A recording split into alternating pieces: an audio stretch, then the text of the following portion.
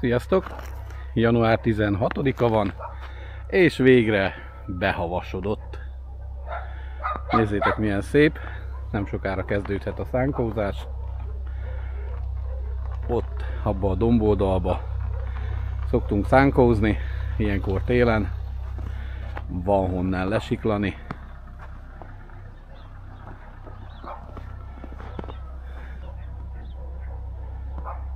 Szerintem gyönyörű.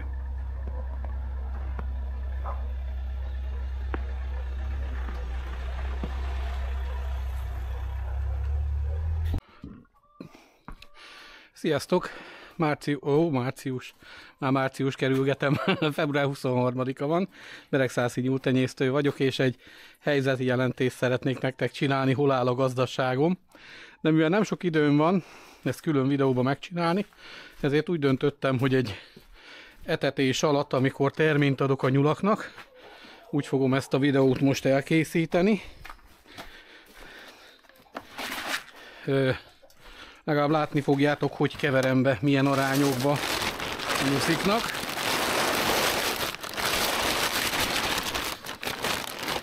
Ezt a fajta tápot használom már lassan 5. éve, Keremixa neve. Jelenleg itt Ukrajnában kapható tápok közül a legjobbnak mondanám minden téren, és valamilyen szinten ez egy univerzális táp, ugyanis 30 napostól 90 naposig van ráírva, hogy annak a korosztálynak van összekeverve, annak szól, de azt tapasztaltam, hogy igazából ugyanúgy, ha az idősebb nyulak hízlalásra is kiváló, és nem kell külön jó pénzé megvennem még a hízlalásra való tápot is, és persze nem kell külön megvásárolnom, így egyszerűen ezt használom mindegyik nyúlhoz. Igen, látjátok, most kukoricából van bőven, most abból is keverek bele a nyusziknak, hiszen tél van, és emlékeztek a videóimra, bár nem támogatom főleg nyáron a kukoricás étetést, de télen viszont éppenséggel nem csak hogy megengedett, hanem ajánlott is, főleg ha van, de nem több mint 20% arányba. Úgyhogy most a zabos kukoricát összekeverem a nyúltáppal. Hozzávetőlegesen fele szokott lenni a táp, és a másik fele ennek a 20 literes vödörnek a kukorica és a zab. Na most itt vannak ezek a növendéknyulak, mutatom is. Itt fent ugye van egy szép ezüstszínű nyúl, és méghozzá egy lepke tarka ezüst. Ez egy nagyon szép bak, jó vérvonalból van. Szeretném mindenképpen tovább tenyészteni. Már egyszer hoztam hozzá kislány, de kislány nem akart megállni. Viszont remélhetőleg most már jön a tavasz, mindenképpen fog tudni kisnyúllal pározni. Kisnyúllal, vagy pározni, hogy kisnyúl legyen belőle. Itt van egy nagyon szép fekete bakom. Úgy látom, hogy be kell szóltanom. Nézzétek, szőrhullása van. Tehát megjelent a szőratka. Ezt mindjárt megpróbálom megmutatni nektek. Itt látjátok a hátán? Itt látszik bizony. Itt látszik. Úgyhogy mindenképpen Invermectinnel és a többi német óriást is érdemes lesz beoltanom. Hát ezeknek ebből a keverékből általában 2-3 nyúlra osztom el egy ilyen 1,5 literes, tehát legalább egy fél litert adok nekik, de akár 7 decit is nyúltól függően. Ha tudná a spár, hogy milyen jó használjuk az ilyen fagyis dobozokat, lehet többet kérne érte. Most ez egy bak, egy fiatal baknyúl, pannonfehér, ez egy fiatal nőstény. Ők testvérek, viszont ugye félre raktam őket, mert jó vérvonalból vannak, illetve még kell még nekik egy kis idő, hogy be lehessen fogni őket a forgalomba. Itt szintén van még 4 kicsi, nekik teletöltöm az etetőedényt, plusz az anyjuk. Igen, ez az az eresztés, ha emlékeztek arra a videómra, csináltam, hogy mikor a fagyi visszanyal, hogy keveseket fialtak sajnos a pannonok. Legalábbis az az eresztés, ahol visszavettem a kaját náluk. Ez is egy nőstény, mindjárt be fogom tenni a bakhoz. Csak hadd egyen. Éhesen nem rakom a bakhoz. Ha a baknak is tennék kaját, akkor csak a kaja körül forgolódnának mind a ketten. Azért van itt ilyen kupleráj, mert tegnap fejeztem be a füstölést. Húsvéti sonkát füstöltem. Na menj csak arrébb. Ez is 2 nőstény. Itt az egyik. Itt pedig a másik. Na mind a ketten voltak egyszer-egyszer betéve a bakhoz. Ugyanis az egyik vásárló kért tőlem úgy nyuszit, hogy legyen bepároztatva. Így anyanyúl, és már nagyjából mire hazaviszi, 7-10 nap legyen max a fialásra.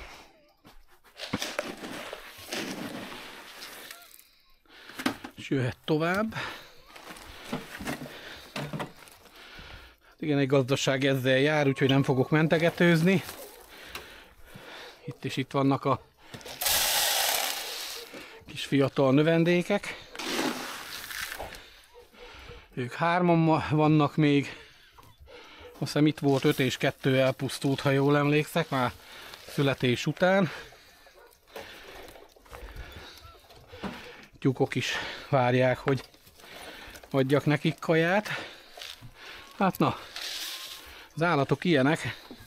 Egyszerűen rá vannak szorulva az emberre, és nekünk pedig úgy gondolom kötelességünk, hogy megfelelő időbe kiszolgáljuk őket.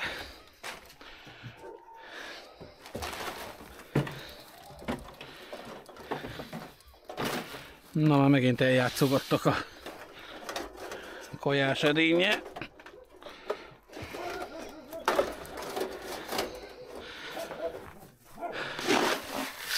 Itt is itt vannak a pannonok. Na, szépen beragadt a teteje. Sikerült kinyitni. Ők szintén egy ilyen teledobozzal kapnak. Látom, már megvolt az első bunyó is közöttük.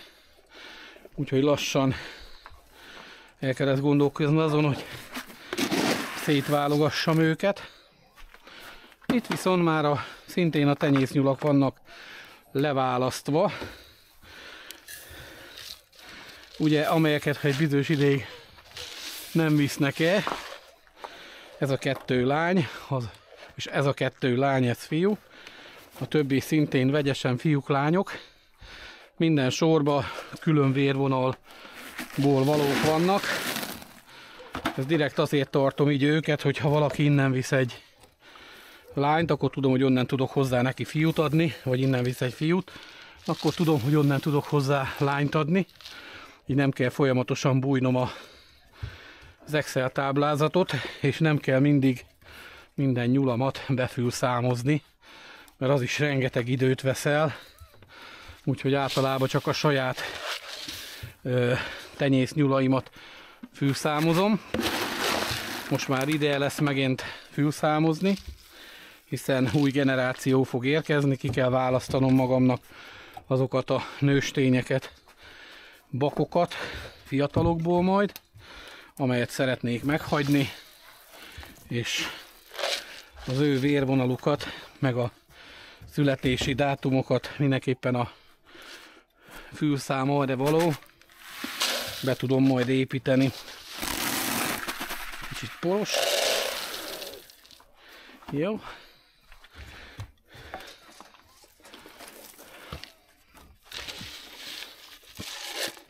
És látjátok, egy 20 literes vödőre erre volt elég. Úgyhogy jöhet a következő adag. Kérdeztétek, hogy adok-e a tyúkoknak valamilyen tápot. Igen, ezt a fajta tojótápot adom. Elég jó minőségű ez is. Ez vált be. Muszáj vagyok most egy zsák tápot felbontani. Nyúltápot. És ahogy nézem, ez fűrtáp, maradt még 4 zsákkal. Tehát ma már érdemes lesz leadni a rendelést, ezzel együtt 5. Mert ha jön egy vevő, akkor járnak nálam vásárolni is tápot. Igyekszem, ugye én mindig frisset rendelek, úgy van megbeszélve a beszállítóval, hogy nálam mindig akkor hoz, amikor frissen kapnak egy kamionnyi árut. Tehát nem lehet idősebb 3 hetestől a táp. 3, 4, 5, így a 6. És mivel ezek 120 napig jók, tehát 100 napon van arra, hogy felétessem vele a nyulaimmal, és nálam így, de az mindig általában egy hónapon belül elkopik, hiszen járnak, akik rendszeresen nálam veszik, van úgy többször jönnek egy hónapba, van úgy, hogy csak egyszer, de a lényeg, hogy mindig kell, hogy legyen itthon friss táp, és tudják, hogy tőlem csak is frisset kapnak. Igyekszem ezekre a dolgokra odafigyelni. Meg hát ugye még szintén fontos, hogy itthon mindig van valaki, úgyhogy a vasárnap kivételével, de vasárnap az úrnapja, tehát hétfőtől szombatig bármikor jöhetnek tápot vásárolni. Vasárnap nem adok el. Olyankor mindenki járjon templomba és Isten tiszteletre, én ebbe hiszek, ne pedig vásárolgassunk, de ha más nem szeretne menni, ne menjen, de nekem hagyja meg a lehetőséget, hogy én nyugodtan ünnepeljem az úrnapját.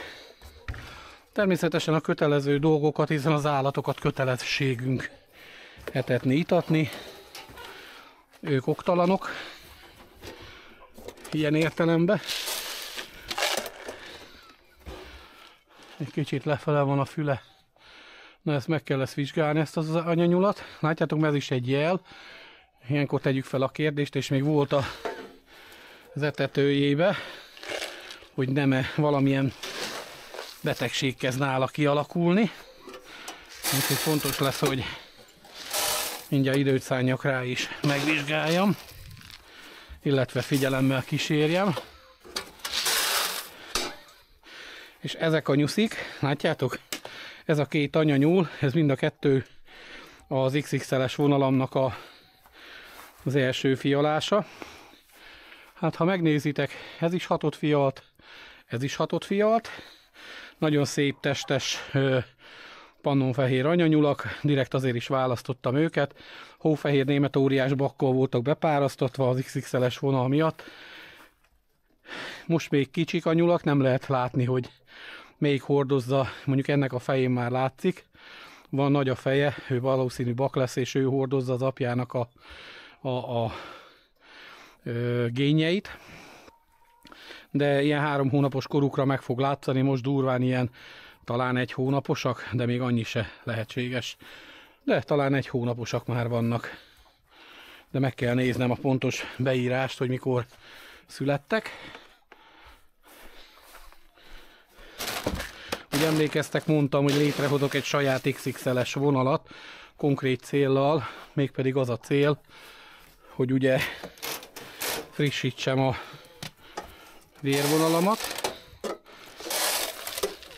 és legyenek saját XXL-es pannonfehér nyulaim. Hát nem lesz egyszerű létrehozni egy megfelelő generációt, de bízok benne, hogy sikerül. Ők szintén anyanyulak, ott is egy fenti, ott el van bújva, ő lefialt, aztán ott hagyta minden gyermekét, úgyhogy meg is döglöttek, úgy be van újra pároztatva, őket pedig még nem pároztattam, mert egyszerűen nem akarom minden anyanyulamat bepároztatni, nem szeretném, hogy annyi sok nyulam legyen, mint például tavaly volt, amíg nem látom azt, hogy ez a háború most már tényleg kezd a végéhez közeledni. mert egyszerűen az embereknek elfogyott a pénzük, és nincs pénzük arra, hogy vásároljanak, még ha van is. Nem tudnak eljönni a nyulaké, mert egyszerűen úton útfélen vannak ezek az igazoltatások, és hogyha nincs valamilyen védettséget bizonyító papírjuk, akkor sajnos viszik őket, tehát nem tudnak érte jönni.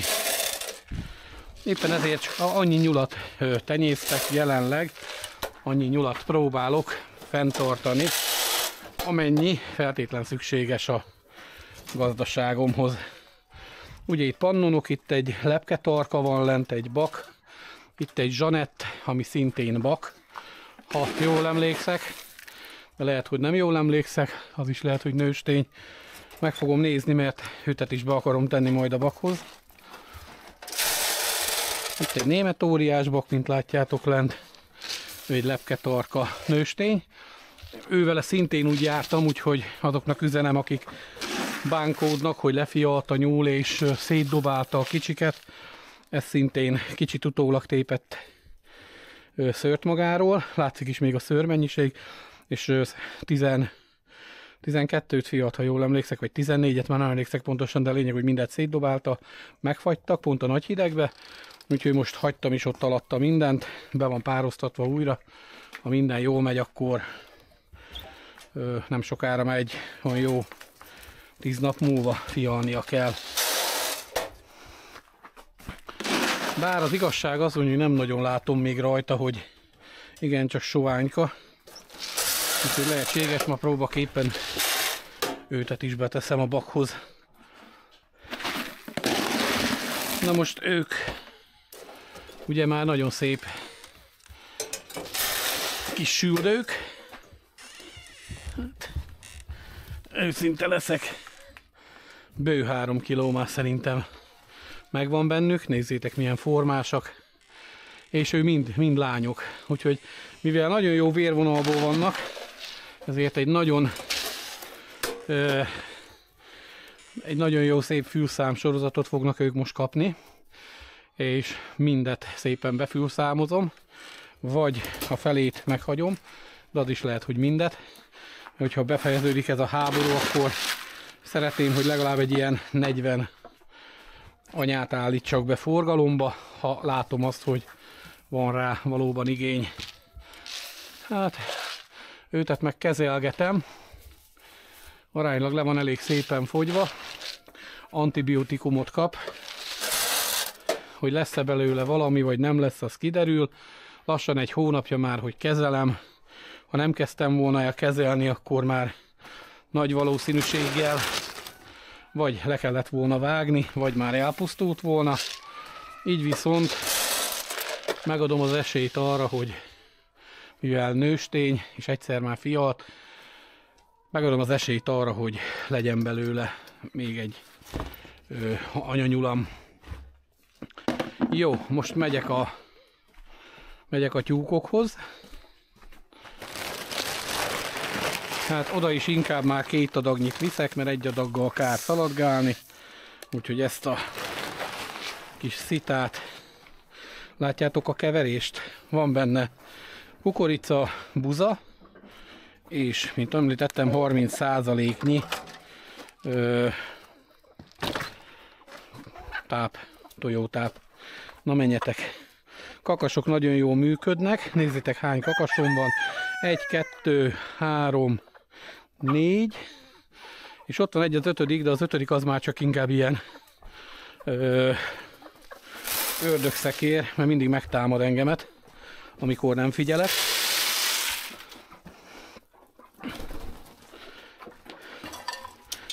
Ne, most is ne. Hopp. Hey, apám, nem figyelek oda egy pillanat és ugrik. Na, 2 tojás van. Itt sárt majd egy nagy takarítás most már. Jó.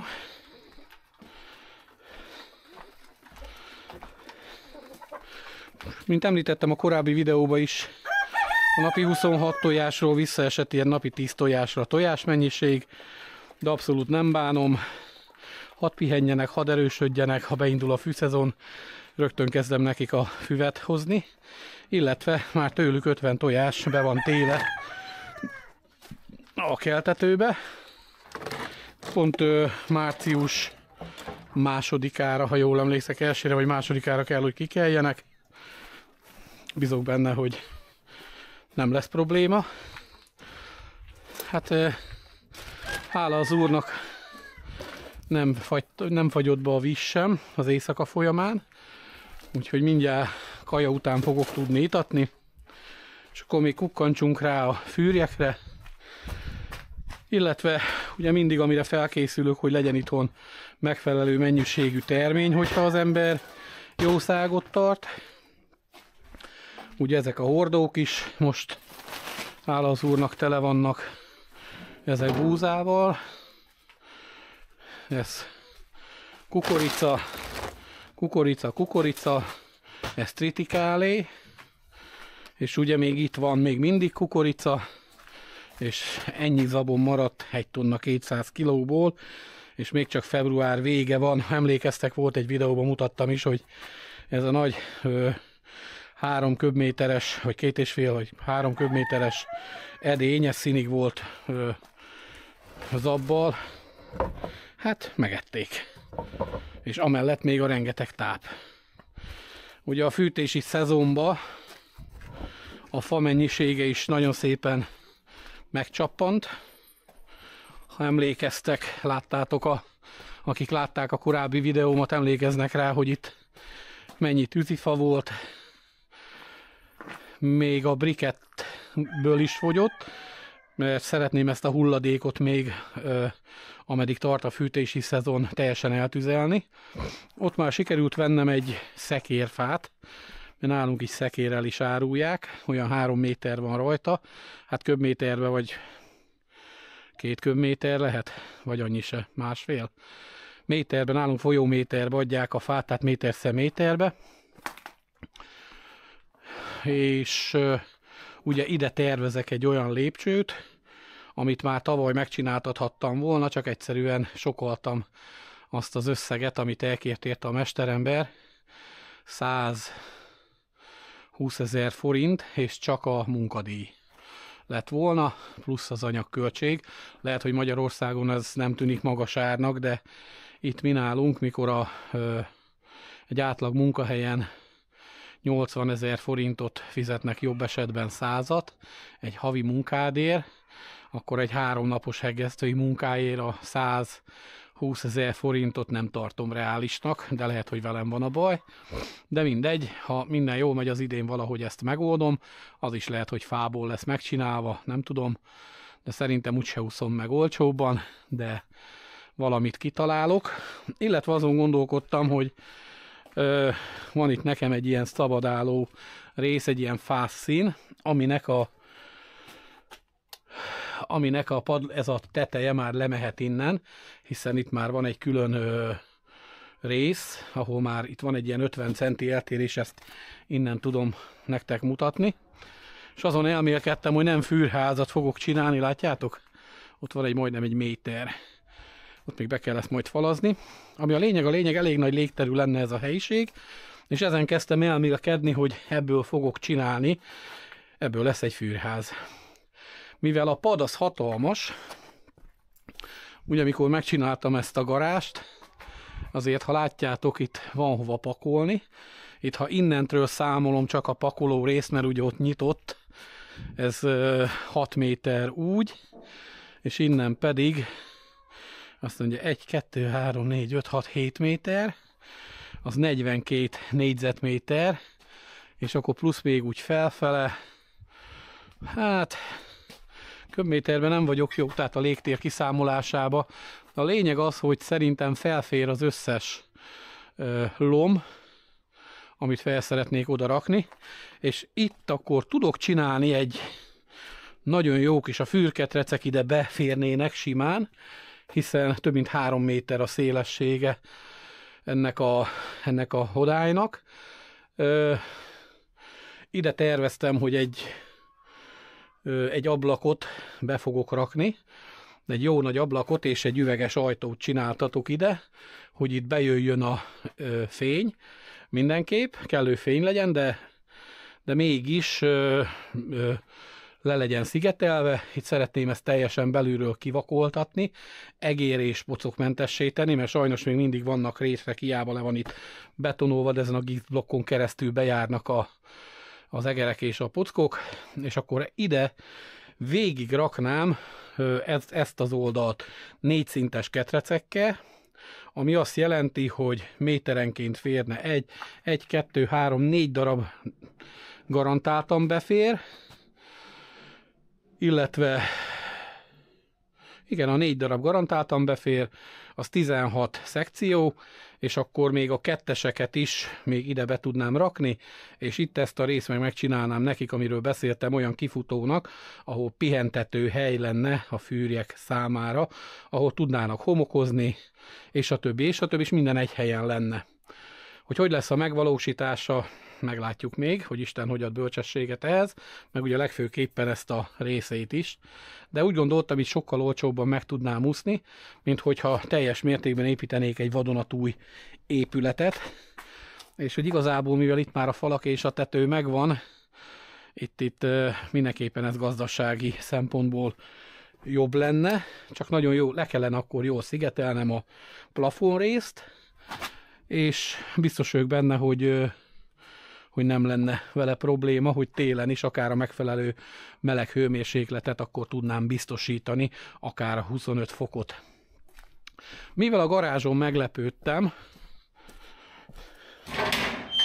és mutatom még a fűrjeknek a helyzetét.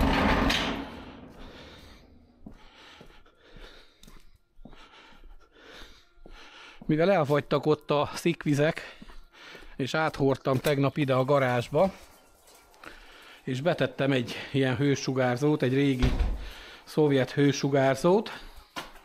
Hát szinte bejövünk, és érzem ezt a kellemes hőmérsékletet. Igaz, le van szigetelve üveggyapottal, viszont, mint látjátok, ott az ajtó körül azért átfúj a szél, tehát oda is majd ki kell ezt valamilyen gumírozást találni, de itt egy az egybe nagyon kellemes a hőmérséklet. Oké, hogy nem volt most csak -5 fok talán, de kíváncsiságból majd, hát nem tudom hány fokra mehetett fel, nem találom most a hőmérőt. Ezt most be kellene dugni. Na, de mindegy. A lényeg, hogy a fűrjekkel jelenleg így állok. Tehát látjátok, ott vannak, amik októberben keltek ki, sajnos szoktak verekedni, úgyhogy azoknak mindig kell egy ilyen külön kórház részleget tartani, illetve adtam is el már belőlük, a tojások meg nagyon szépen gyűlnek, persze nem olyan mennyiségben, mint korábban. Jelenleg ez most, hogy is van? Ja igen, ez 2 napi, második napi mennyiség, úgyhogy én úgy gondolom, még mindig ahhoz képest az a napi 60-80 tojást kitolják, ami még szintén egy ideálisnak mondható. Látjátok, teljesen átfogyott a szikvíz, és azért is kapcsoltam be ezt a hősugárzót, hogy egy kicsit lassan, de biztosan itt olvadjon ki, mert féltem behordani a konyhába, hogy véletlenül magától volt, úgyhogy csak elkezdte így nyomni kifele a vizet, mondom, akkor már így folyjon ki a víz. Hát igen, a hangjuk az megvan, hát röviden itt tartok, tehát van egy ilyen jelenleg 150 fűrjem, viszont most, ha kikelnek a kis csirkék, akkor magamnak szeretnék berakni 2x180 darab tojást, tehát 360-at egymás után kikeltetni, és azokat ma addigra jó idő lesz, szeretném a megfelelő helyre kiköltöztetni, még szeretnék ilyen ketreceket rendelni, és az idén tervezem, hogy, mint ahogy említettem, 500 vagy 1000 darabra felhízlalni a fűrtenyészetemet. Hát meglátom, hogy fog sikerülni.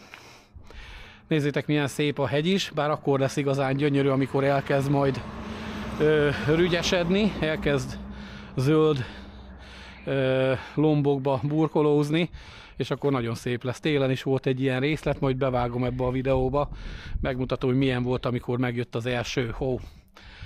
Hát köszönöm a figyelmeteket, továbbra is iratkozzatok fel a csatornámra, ha még nem vagytok csatornatagok, és kövessetek.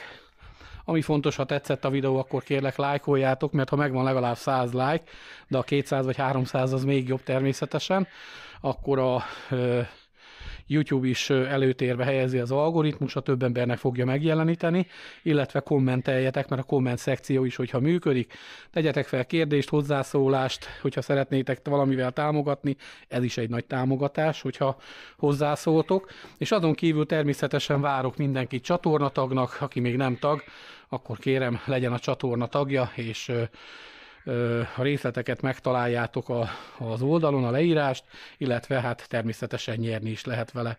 Köszönöm a figyelmeteket, szép napot kívánok nektek, sziasztok!